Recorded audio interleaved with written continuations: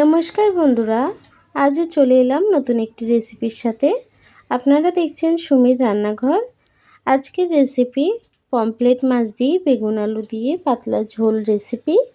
চলুন তাহলে রেসিপিটি শুরু করা যাক। তার আগে আমার রেসিপিটি যদি ভালো লেগে থাকে চ্যানেলটাকে সাবস্ক্রাইব করে পাশে থাকবেন। চলুন তাহলে রেসিপিটি শুরু করা যাক। রান্নাটি করার জন্য একটি কড়া বসিয়ে নিয়েছি। কড়াইটি গরম হয়ে গেছে, তেল দিয়ে দেব। তেলটি গরম হয়ে গেছে, আমি পমফ্রেট মাছটি ভেজে নেব। আগে থেকে নুন হলুদ মেখে রেখেছি। মাছটি এক পিঠ ভাজা হয়ে গেছে, উল্টে দেব।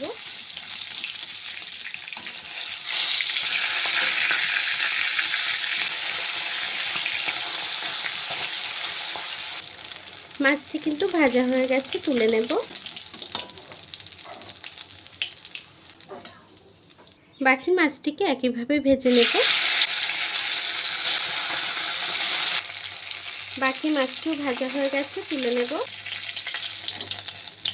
এই কড়ার মধ্যে আরও একটু তেল দিয়ে দেব। তেলটি গরম হয়ে গেছে, দিয়ে দেবো একটু কালো জিরে ফোড়ন, দেব কয়েকটা কাঁচা লঙ্কা। ঝালটা আপনাদের পছন্দ মতো দেবেন।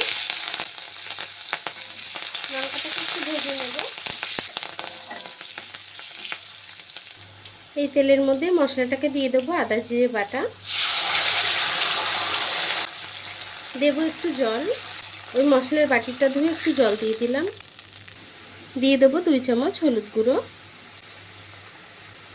দেব স্বাদ মতো নুন, দিয়ে মশলাটাকে একটু কষিয়ে রান্না করে নেব।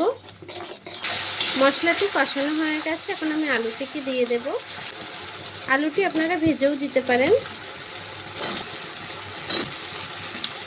আলুটাকে দিয়ে একটু কষিয়ে রান্না করে নেব মশলার সাথে। আলুটি কিন্তু কষিয়ে রান্না করে নিয়েছি মশলার সাথে। দেখুন আলুটি কিন্তু সুন্দর করে কষানো হয়ে গেছে। এখন আমি জল দিয়ে দেব। তরকারিতে যতটি ঝোল রাখবেন সে অনুযায়ী জলটা দেবেন। দেখুন বন্ধুরা, আমি জলটা দিয়ে দিয়েছি। যেহেতু মাছের ঝোল করব বেগুন আলু দিয়ে, জলটা একটু বেশি দিয়েছি। এখন নেড়ে ছেড়ে আমি তরকারিটিকে রান্না করে নেব। তরকারির ঝোলটা ফুটে গেছে, এখন আমি বেগুনটাকে দিয়ে দেব। বেগুনটাকে না ভেজে এভাবে দিলে কিন্তু বেগুনটা হেবি নরম থাকে, খেতেও ভালো লাগে। বেগুনটাকে দিয়ে দিয়েছি। এখন একটু ঝোলের তলায় ডিপ করে দেবো বেগুনটাকে, দিয়ে আমি ঢেকে তরকারিটিকে রান্না করে নেব। তরকারিটিকে ঢেকে দেব। ঢেকে দিলাম, এখন রান্না করে নেব। তরকারির ঝোলটা ফুটে গেছে, আলুটিও কিন্তু সুন্দর সিদ্ধ হয়ে গেছে। এখন আমি ভেজে রাখা মাছটি দিয়ে দেব।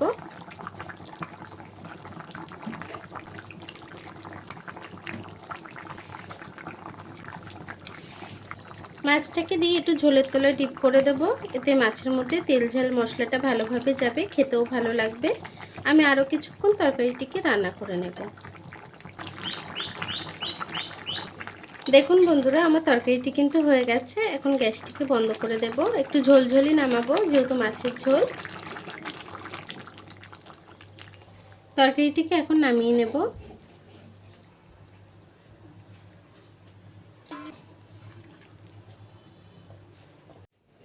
দেখুন আমার তরকারিটি কিন্তু রান্না হয়ে গেছে। পমফ্রেট মাছ দিয়ে বেগুন আলুর ঝোল।